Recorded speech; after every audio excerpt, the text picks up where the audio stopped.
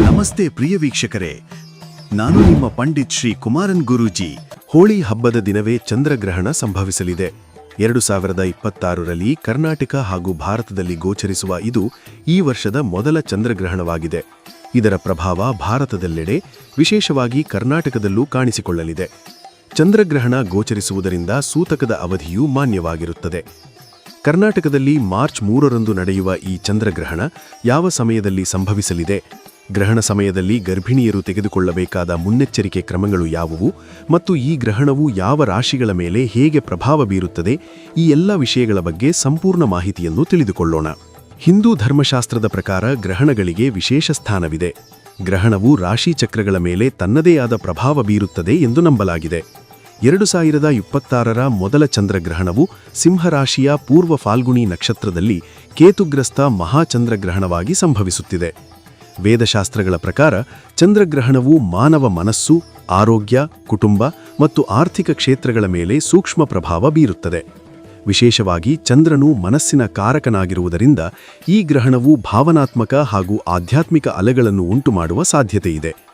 ಕೇತು ಸಂಯೋಗದಿಂದ ಆತ್ಮಪರಿಶೀಲನೆ, ಹಳೆಯ ಕರ್ಮಗಳ ಫಲಾನುಭವ ಮತ್ತು ಅಚಾನಕ್ ಬದಲಾವಣೆಗಳ ಸೂಚನೆಗಳು ದೊರೆಯುತ್ತವೆ.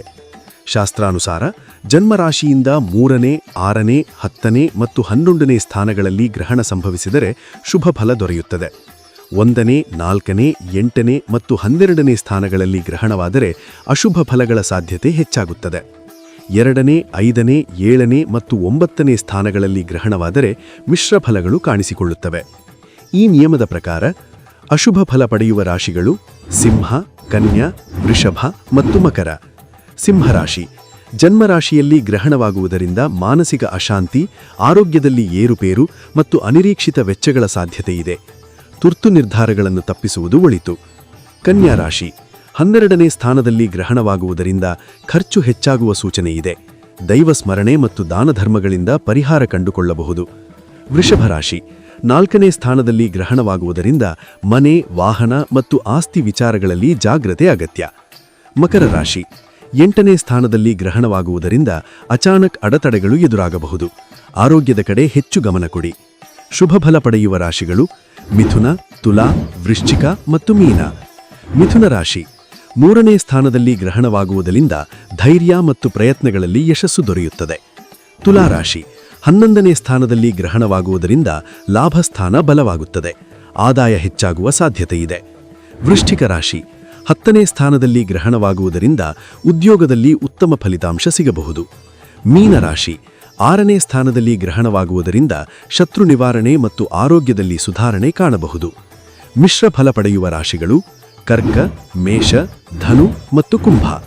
ಕರ್ಕ ರಾಶಿ 2ನೇ ಸ್ಥಾನದಲ್ಲಿ ಗ್ರಹಣವಾಗುವುದರಿಂದ ಹಣಕಾಸಿನಲ್ಲಿ ಏರುಪೇರು ಕಂಡುಬರುತ್ತದೆ.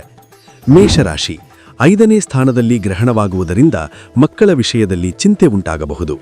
ಧನುರಾಶಿ 9ನೇ ಸ್ಥಾನದಲ್ಲಿ ಗ್ರಹಣವಾಗುವುದರಿಂದ ಭಾಗ್ಯದಲ್ಲಿ ಸ್ವಲ್ಪ ಕುಸಿತ ಕಂಡರೂ ಆಧ್ಯಾತ್ಮಿಕ ಆಸಕ್ತಿ ಹೆಚ್ಚಾಗುತ್ತದೆ. ಕುಂಭರಾಶಿ 7ನೇ ಸ್ಥಾನದಲ್ಲಿ ಗ್ರಹಣವಾಗುವುದರಿಂದ ದಾಂಪತ್ಯ ಜೀವನದಲ್ಲಿ ಸಮತೋಲನ ಅಗತ್ಯ. ಗ್ರಹಣ ಸಮಯದಲ್ಲಿ ಪಾಲಿಸಬೇಕಾದ ಆಚರಣೆಗಳು: ಉಪವಾಸ, ಜಪ, ತಪ ಮತ್ತು ಧ್ಯಾನ ಮಾಡುವುದು ಶ್ರೇಯಸ್ಕರ. ಓಂ ನಮಃ ಶಿವಾಯ ಅಥವಾ ಚಂದ್ರ ಗಾಯತ್ರಿ ಮಂತ್ರ ಜಪಿಸುವುದು ಒಳಿತು. ಗ್ರಹಣ ಮುಗಿದ ನಂತರ ಸ್ನಾನ ಮಾಡಿ ದಾನಧರ್ಮ ಮಾಡುವುದು ಉತ್ತಮ.